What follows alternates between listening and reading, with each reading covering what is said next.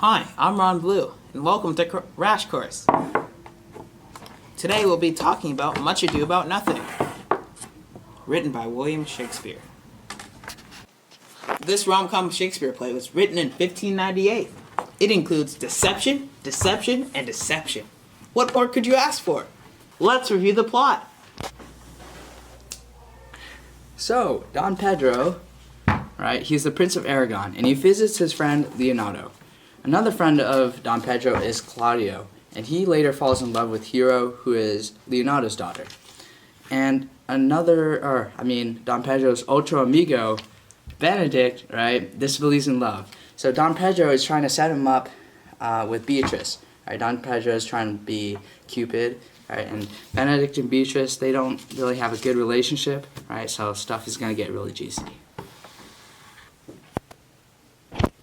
That was good, right? That was my part. They end up succeeding with this plan, and Benedict and Beatrice fall for each other.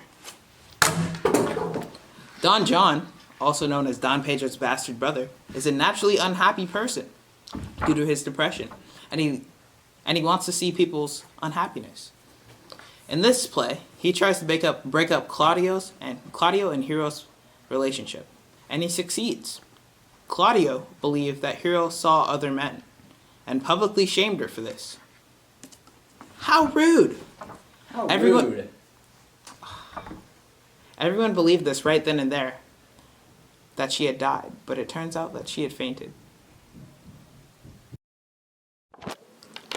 Because of this, Benedict tells Beatrice that he loves her. They then set a plan to make Claudio regret what he has done. This involves making everyone realize that they have killed an innocent girl.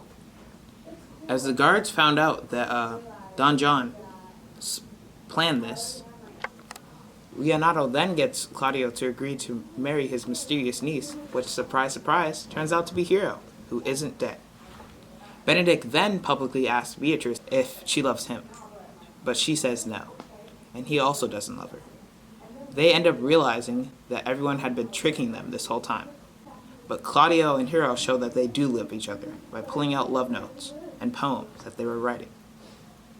They end up saying that they do love each other. They get married, and Claudio and Hero, they get married. Yay! Once they realize that Don John is on the run, they weren't worried about it. It really shows how naive these people are. Mr. Blue, they all got married in the end, so it was happily ever after, right? Of course, little me, especially since one of them accused their wife of something that she didn't do on their wedding day, without having enough proof. And the other couple was tricked into thinking that they love each other. That is true love at its finest.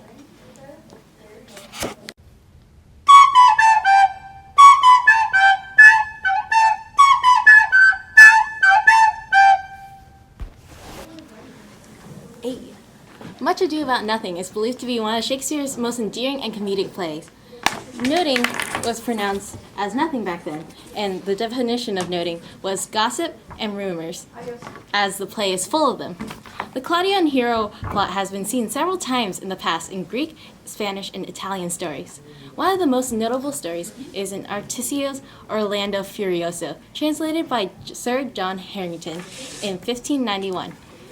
Bandello in 1554 reworked the story to be Nocella, which was about Sir Timbrio and Phoenicia, and coincidence, not a coincidence, has the characters Piero, King of Aragon, and Leonardo of Messina, but Leonardo with an I. It is thought that Shakespeare got his inspiration from one of these stories. On the other hand, the Benedict and Beatrice plot is widely thought to be his own creation. Shakespeare shows us what is known to be the perfect concoction of shame, public honor, and bureaucratic politics. Why does my production crew keep taking my lines? Anyway, now onto the thought bubble. Let's dig a little deeper and see why this play is, of course, a comedy. There are many puns in this play, specifically dirty jokes, and we all love dirty jokes. Benedict says, "A most manly wit, Margaret. It will not hurt a woman. And so, I pray thee, call Beatrice. I give thee bucklers." Margaret then responds to this, saying, "Give us the swords. We have bucklers of our own." Benedict responds to this, saying, "If you use them, Margaret, you must put the pikes with the vice. They are a dangerous weapon for maids." So the sword in this scene isn't actually a sword. What it means is penis. And what the buckler means is vagina. And this is an act of a pun in Shakespeare plays.